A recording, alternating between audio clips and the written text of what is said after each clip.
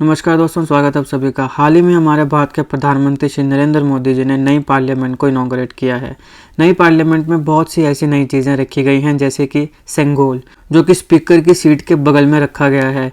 इसके साथ साथ एक आता है ये एक स्ट्रक्चर जिसको बोलते हैं फैकोल्ट पेंडुलम। इंडिया की नई पार्लियामेंट से रिलेटेड सारे इंपॉर्टेंट जीके फैक्ट्स को मैंने एक अलग वीडियो में कवर किया है। सेंगोल और उसकी पूरी हिस्ट्री को मैंने एक अलग वीडियो में कवर किया है। उसका इंडिया के इंडिपेंडेंस के साथ क्या लेना देना है, और साउथ इंडिया के एक बहुत ही पावरफुल डायनेस्टी चोला एम्पायर के साथ उसका क्या लेना देना है। तो इन दोनों टॉपिक्स को मैंने अच्छे से कवर किया है। अगर आप चाहें तो देख सकते हैं, लिंक मैं आपको डिस्क्रिप्शन बॉक्स में दे दूंगा। करंट अफेयर पर्सपेक्टिव से काफी इंपॉर्टेंट है, आप उन दोनों वीडियोस को जरूर देखिएगा। आज हम इस वीडियो में बात करेंगे फैकोल्ट पेंडुलम के बारे में। ये होता क्या है, इसको नई पार्लियामेंट में क्यों रखा गया है, क्या आर्टिकल 51 क्लोज ए बोलता है साइंस एंड टेक के बारे में, और उसके साथ साथ हम देखेंगे कि फैकोल्ट पेंडुलम की हिस्ट्री क्या है, सबसे पहले इसको किसके द्वारा बनाया गया था और कब यूज़ किया गया था। तो आप इस वीडियो को अंत तक देखिएगा। चैनल पर नहीं हो तो सब्सक्राइब अवश्य करिएगा। Politics, economy, GK, geography, science, environment and ecology की तमाम वीडियोज़ को देखने के लिए एक बार हमारी प्लेलिस्ट को जरूर चेक करिएगा। चलिए शुरुआत करते हैं। देखिए, ओरिजिनल जो फैकोल्ट पेंडुलम था, इसको 19th सेंचुरी में एक फ्रेंच साइंटिस्ट जिनका नाम लियोन फैकोल्ट था, उन्होंने बनाया था, और इन्हीं के नाम के ऊपर इस पेंडुलम का नाम रखा गया है फैकोल्ट पेंडुलम, यानी फैकोल्ट का पेंडुलम। सबसे पहले इसको एक बहुत ही सिंपल एक्सपेरिमेंट जिसमें अर्थ के रोटेशन को डेमोन्स्ट्रेट करना था, उसके लिए यूज किया गया था। लियोन फैकोल्ट ने सबसे पहले 1851 में इस एक्सपेरिमेंट को पब्लिक में किया था, और जब इन्होंने एक्सपेरिमेंट किया था तो यह पहला डायरेक्ट विजुअल एविडेंस था उस फैक्ट का कि अर्थ जो है वो अपनी एक्सिस पे रोटेट करती है। 1851 में जो फैकोल्ट ने ये first of its kind pendulum बनाया था, इसमें 28 किलो का आयरन बॉल था और 67 मीटर्स की स्टील वायर थी। अब इसकी खासियत ये थी कि जब भी इसको टू एंड फ्रो मोशन, यानी कि ऐसे एक तरफ और फिर ये नीचे को आएगा, फिर ये इस तरफ को जाएगा, फिर ये इस तरफ को जाएगा, इसको बोलते हैं टू एंड फ्रो मोशन। आपने देखा होगा एक पेंडुलम है वो इस प्रकार से चलता है, तो इस मूवमेंट को क्या बोलते हैं, इसको बोलते हैं टू एंड फ्रो मोशन। तो सबसे पहले इसको टू एंड फ्रो मोशन में जब रखा गया तो धीरे धीरे ये पाया कि इसकी जो ओरिएंटेशन है वो धीरे धीरे बदल जा रही है समय के साथ। जैसे कि अगर हमने चलाया इसको ऐसे है तो ये ऐसे हो जा रहा है। अब आपको इसको एग्जाम्पल के तौर पे देखिए, ये है नॉर्थ साउथ ईस्ट वेस्ट, ये है 4 डायरेक्शंस। यहाँ पे एक पेंडुलम है। अब जब इस पेंडुलम को टू एंड फ्रो मोशन में शुरू किया, फॉर एग्जांपल मान लो सबसे पहले इसको नॉर्थ एंड साउथ में शुरू किया, ये इसका मोशन था। धीरे धीरे इसने अपनी ओरिएंटेशन बदल ली और फिर ये नॉर्थ ईस्ट और साउथ वेस्ट की तरफ मूव करने लगा। उसके बाद ये ईस्ट और वेस्ट में मूव करने लगा। तो ये इसने ओवर द टाइम ओरिएंटेशन बदल ली, पहले नॉर्थ साउथ ऐसे करके, उसके बाद नॉर्थ ईस्ट और साउथ वेस्ट में, और फिर ईस्ट वेस्ट में, और उसके बाद फिर इसने अपनी ओरिजिनल पोजीशन ले ली नॉर्थ साउथ 24 आवर्स के बाद। तो एक बार फिर देखिए, ये पेंडुलम सबसे पहले नॉर्थ साउथ मूव कर रहा है, उसके बाद ये नॉर्थ ईस्ट और साउथ वेस्ट में मूव करने लगेगा, और फिर ये ईस्ट वेस्ट में मूव करने लगेगा। उसके बाद अंततः ये फिर से नॉर्थ साउथ में मूव करने लग पड़ेगा। तो ओरिजिनल ओरिएंटेशन में ये आएगा 24 आवर्स के बाद। ये है टू एंड फ्रो मोशन। तो यहाँ पे ये पता चला कि जब आपने एक पेंडुलम को टू एंड फ्रो मोशन में रखा तो उसके बाद धीरे धीरे ओवर द टाइम, समय के साथ उसने अपनी ओरिएंटेशन चेंज कर ली, और इवेंचुअली 24 घंटे के बाद ये अपने ओरिजिनल ओरिएंटेशन में, जैसे हमने छोड़ा था, उसमें आ गया। अब यहाँ पे ये जो पेंडुलम चेंज हो रहा है, तो यहाँ पे ये कहा गया कि ये पेंडुलम नहीं मूव हो रहा, मतलब पहले north south, north east, south west, east west, हमें ऐसा लग रहा है कि पेंडुलम मूव हो रहा है, लेकिन ये इसके नीचे का जो ग्राउंड है वो मूव कर रहा है। हमें ये ग्राउंड मूव होता नहीं दिख रहा है। क्यों? क्योंकि अर्थ जो है वो अपनी एक्सिस पे रोटेट कर रही है, और अर्थ के साथ साथ हम जो अर्थ के ऊपर खड़े हैं वो भी मूव कर रहे हैं। तो अर्थ की रोटेशन के साथ हमारी भी रोटेशन हो रही है, इसलिए हमें उसका पता ही नहीं चल रहा है, क्योंकि हम उसके साथ इक्विलिब्रियम में हैं। तो इसलिए अर्थ की रोटेशन के साथ हम भी रोटेट हो रहे हैं, इसलिए हमें वो पता नहीं चल रहा है।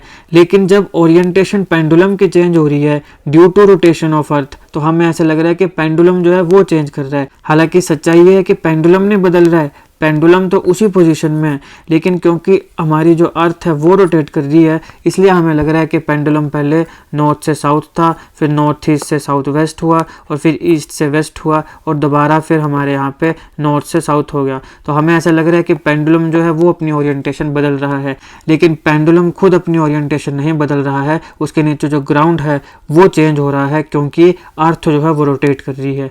हमें इसका पता नहीं चल रहा है क्योंकि हम भी अर्थ के साथ रोटेट कर रहे हैं। ये इसका एक एक्सपेरिमेंट था। अब देखिए जो इक्वेटर है, जैसे हमारे पास ये अर्थ है तो यहाँ पे इक्वेटर आता है, तो इक्वेटर जो है वहाँ पे पेंडुलम जो है वो परपेंडिकुलर है एक्सिस ऑफ रोटेशन के, किसकी, अर्थ की। तो अर्थ की जो एक्सिस ऑफ रोटेशन है उस पे पेंडुलम परपेंडिकुलर है, इसलिए वहां पे पेंडुलम की जो ओरिएंटेशन है उसमें चेंज नहीं आता है। क्यों? क्योंकि अर्थ की जो एक्सिस ऑफ रोटेशन है वो उसके परपेंडिकुलर है। इसका मतलब ये हुआ कि फैकोल्ट पेंडुलम जो है वो इक्वेटर पे कोई भी डेविएशन शो नहीं करेगा अपने ओरिजिनल कोर्स से, कि हम जब कह रहे हैं नॉर्थ से साउथ मूव कर रहा है, फिर नॉर्थ ईस्ट से साउथ वेस्ट और ईस्ट से वेस्ट, तो ये इक्वेटर में नहीं होगा, बाकी जगह पे होगा लेकिन इक्वेटर पे नहीं होगा। बाकी जो लैटिट्यूड होंगे वहाँ पे ये चेंज होगा लेकिन इक्वेटर पे चेंज नहीं होगा। ध्यान रखो, जो मैंने आपको कहा ना कि नॉर्थ से साउथ मूव कर रहा है, फिर नॉर्थ ईस्ट से साउथ वेस्ट मूव कर रहा है, फिर ईस्ट से वेस्ट मूव कर रहा है, ये कहाँ पे होगा? ये किसी भी लैटिट्यूड पे होगा अदर देन इक्वेटर। ये सिर्फ इक्वेटर पे नहीं होगा, बाकी हर लैटिट्यूड पे होगा और अपने ओरिजिनल कोर्स पर आएगा आफ्टर फिक्स्ड टाइम पीरियड। अब ये जो फिक्स्ड टाइम पीरियड है ये हर एक पोजीशन के लिए अलग होगा। तो 24 आवर जो हमने कहा वो हमने कहा फैकोल्ट पेंडुलम, जो कि फैकोल्ट ने सबसे पहले यूज़ किया, मगर एक्चुअल में फिक्स कितना टाइम पीरियड लेगा वो डिपेंड करता है कि इक्वेटर के अलावा बाकी तुम किस पोजीशन पर हो। तो जहाँ जहाँ जिस पोजीशन पर होगे, जिस लैटिट्यूड पर तुम होगे, उस लैटिट्यूड के हिसाब से वो अपना समय लेगा। अभी जो फैकोल्ट पेंडुलम है ये काफ़ी स्टैंडर्ड फिक्सचर है जो आपको काफ़ी साइंस के म्यूजियम्स में देखने को मिल जाएगा पूरी की पूरी दुनिया में।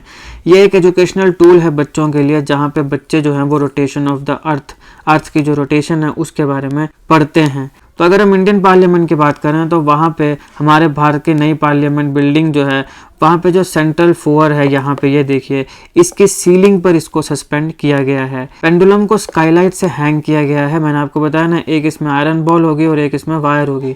तो यहाँ पे हैंग किया गया है स्काईलाइट से, कॉन्स्टिट्यूशन हॉल के टॉप से। और वहाँ पे लगाने का मतलब क्या है? ये सिग्निफाई करता है integration of idea of India with the idea of Cosmos.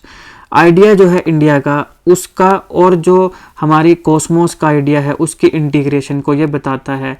अब सबसे इम्पॉर्टेंट चीज़ ये है कि इसको बनाया किसने है, तो इसे NCSM यानी national council of science museum ने बनाया है कैलकाटा में। ये हमारे भारत में एक इस प्रकार का लार्जेस्ट पीस है जिसकी 22 मीटर है हाइट और इसका 36 kg वेट है। तो इसकी हाइट कितनी है? 22 मीटर, वेट कितना है? 36 kg। जहाँ पे इसे रखा गया है उसके ग्राउंड में आप देख सकते हैं इस प्रकार की ये सर्कुलर इंस्टॉलेशन है।